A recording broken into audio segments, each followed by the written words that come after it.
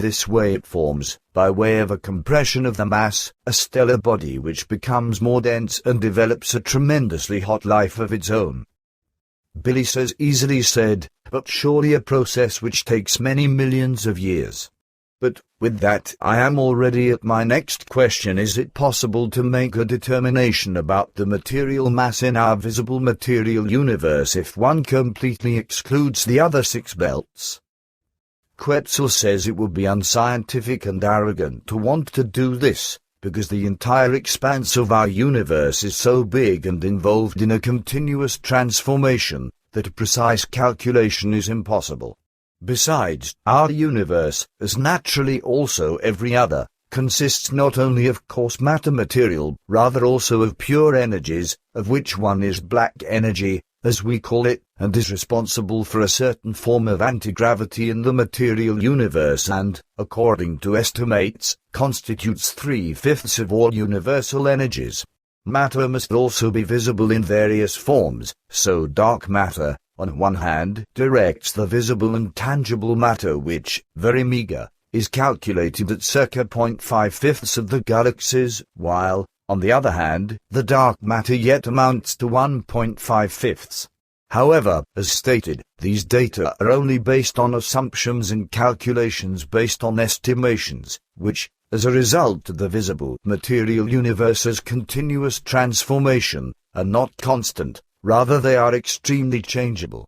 To want to name precise results would therefore be nonsensical and arrogant and laughable as well, because precise computations cannot be made because of the universe's continuous change.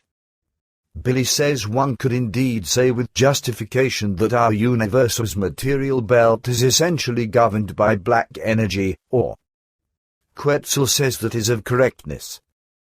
Billy says we do know that the entire universe will not expand forever. It will expand only until 155,500,000,000 years from now and then succumb to the contraction. With the expansion process of the entire universe, the visible material universe also always gets bigger, if I regard the whole thing correctly. And because that has to be like that, differing temperatures will probably also have to rule in our universe, because, I assume, warm and cold must come into being through the constant movement of change. Am I on the right track with my assumption? Quetzel says that is of correctness.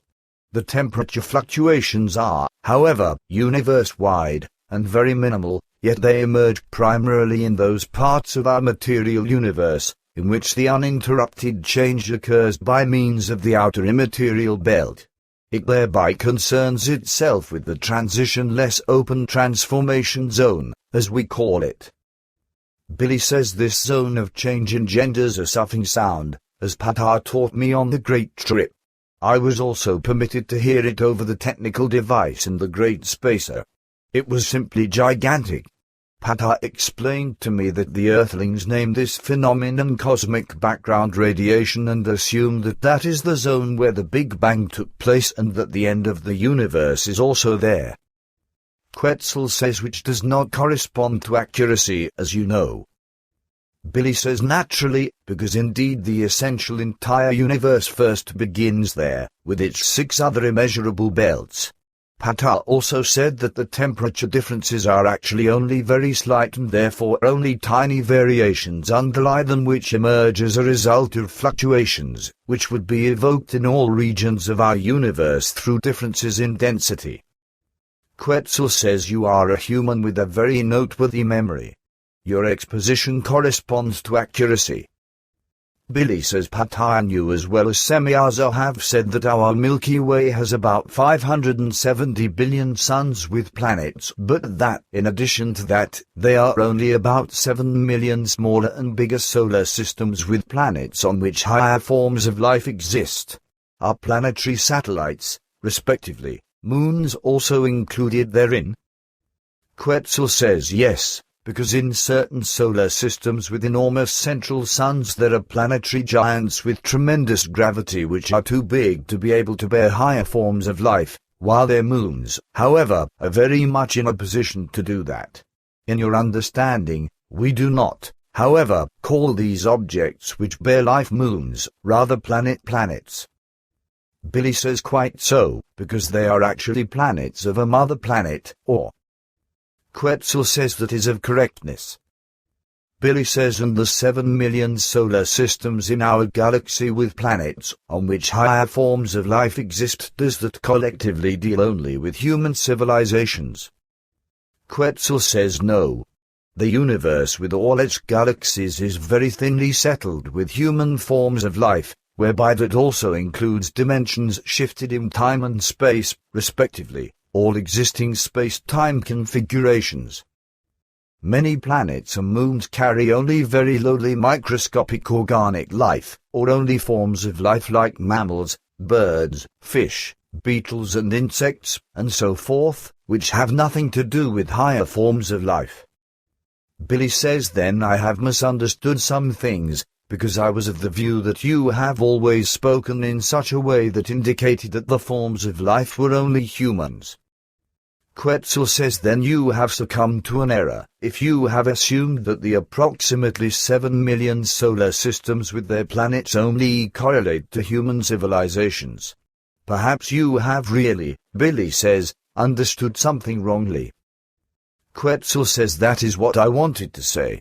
Known to us, in this galaxy, are only 2,630,000 highly developed human civilizations, which actually belong together, whereby, from other galaxies known to us, a further 1,141,000,000 can be factored in. We know of 1,040,000 civilizations which are developed to an essentially low level in this galaxy which you call the Milky Way. Our scientists estimate that in the entire universe about 6,000,000,000 to 7,000,000,000 essentially human civilizations, of higher and lower form, would have to exist in your material space-time configuration. Billy says what do you understand by human civilization which essentially belong together? Quetzel says that phrase is to be understood as meaning unity of collective progress, which is created through science and technology and thereby also includes developed and improved medical, social and material living conditions, and so forth. Billy says there are very clever people on the Earth who assert that the solar system consists of 12 planets, whereby the Sun and the Earth's moon are also counted as planets.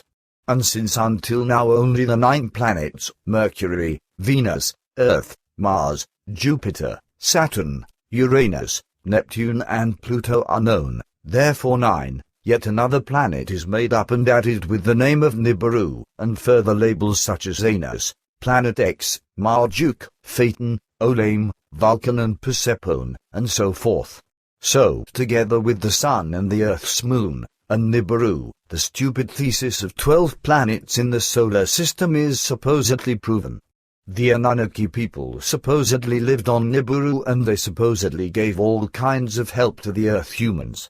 As a young wandering planet, the planet Nibiru, as it is asserted today, was supposedly captured by our solar system around 4 billion years ago, and, always according to this assertion, it then developed. Nibiru is meant to have thereby penetrated into the inner solar system and effected, respectively, evoked, certain alterations of the inner planets and moons before it disappeared again to then become aligned into an orbital period of 3,600 years. And in opposition to that which corresponds to the truth, that the Earth fundamentally formed from material from space, from gas, planetoids, and so forth, and that the Earth's moon, as a satellite from your space-time configuration, was captured by the Earth, it is asserted that the Earth had been a part of the planet Shamat and our moon was once the largest moon of Shamat. Nibiru's last pass through the solar system supposedly occurred about 160 years before Emmanuel's birth. What is to be made of all that? Quetzel says these stories are known to me, because I have studied diverse ancient terrestrial texts, also including many cuneiform tablets, among others. That is why I know that the humans in Akkadian, Babylon and in Sumer already knew the planets of the solar system, and so forth. However, that which emerges from old texts regarding the Anunnaki and the planet Nibiru is based on mythological facts as well as beliefs.